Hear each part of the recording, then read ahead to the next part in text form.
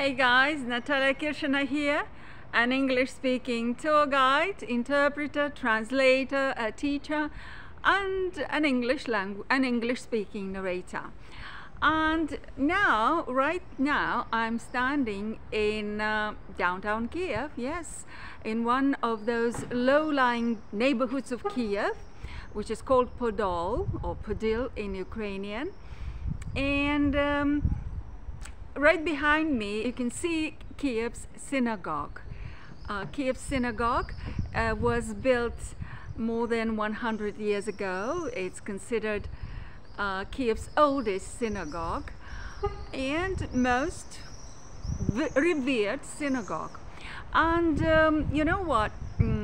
As I was passing this building, as I was passing this synagogue, my gaze fell on that dome.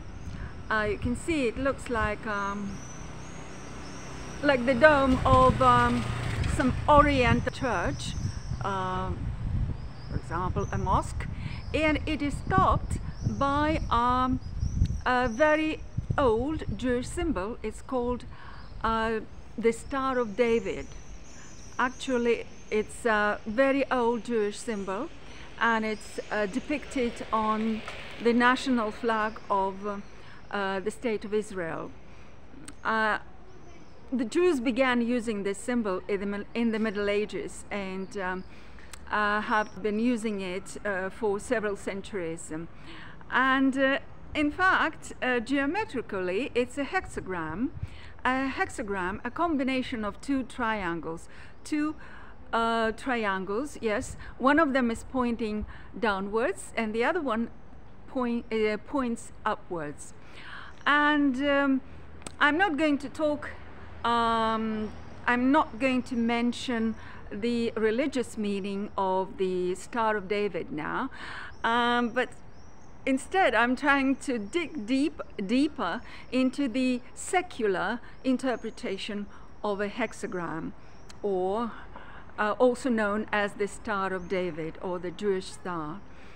To tell you the truth, when I was, after I did an internet search, I found a ton of explanations, a ton of different interpretations of the Star of David. But the one that actually resonates with me, I'm going to talk about it now. In fact, it's a combination of two, well, any hexagram may be viewed as a combination of two opposites.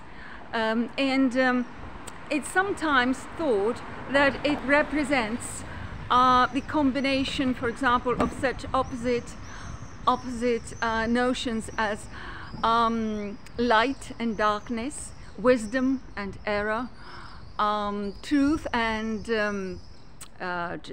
lie, and I would go as far as to say that corruption and honesty, integrity, theft and offering, and so on and so forth. And you know what? Why this symbol has aroused my interest? And the thing is that when I was in my early teens, I was in a Soviet orphanage. And and I remember very clearly two Jewish boys who were also living at the orphanage. And in fact, in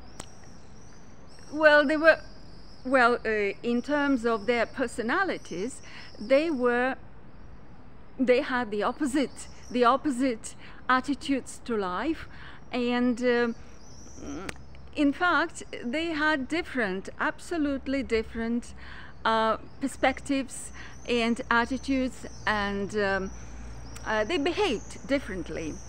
And one of them was always smiling, and he loved talking to his classmates. And you know what? Whenever he talked to you, you could see a sparkle in his eye. I remember that he looked as if he was just 100% satisfied with life. And well, and you know what? And the other one, the other boy was also in his early teens, also of Jewish origin. Well, actually, I've never heard or seen him speak.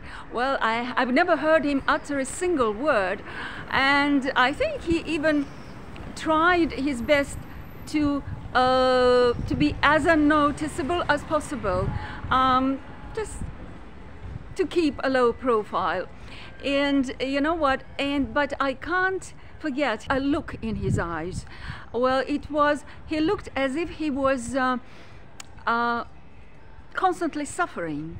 He looked as if he was a sufferer, you know, as if he was doomed to a very miserable life. And you know what? And now that after so many years, I don't know how many years, or maybe 40 years later, now when I'm thinking about these two Jewish boys, I can see that, well, you know what, that they were two extremes, two characters, two opposite characters, two personalities who actually were like cheese and what's that saying? They were like chalk and cheese, you know, so different, as wide as two poles apart, they say. So, and now that I'm looking at this Jewish symbol, this hexagram, which is nothing but a combination of two triangles which face, well, they're facing, one of them is facing upwards and the other is facing downwards. So actually they're facing in the opposite directions. So I'm I'm thinking about these two Jewish boys who actually came my way when I was also in my early teens. But have a look at the building. The building is fantastic. Well, the building is, as I said, old, quite old, 130 years old, and the neighborhood is very peaceful. You can see it's very quiet here nowadays. But there was a time when it was quite crowded, and that was only, well, how many years ago? Well, 30 years ago, in the mid-90s, after the collapse of the Soviet Union, when the Jewish community was living through a kind of a, was experiencing a renaissance, a revival. And this place, this street, was very crowded.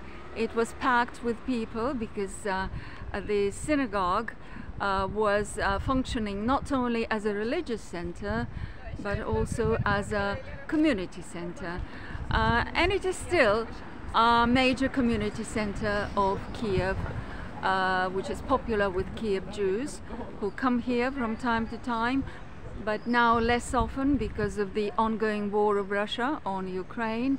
And you can see the building is lined with two imposing buildings. In one of them, they say, one of them houses a Jewish school for very young Jewish boys and girls, probably, where they are taught the principles of Judaism and the basics, probably, of Jewish culture.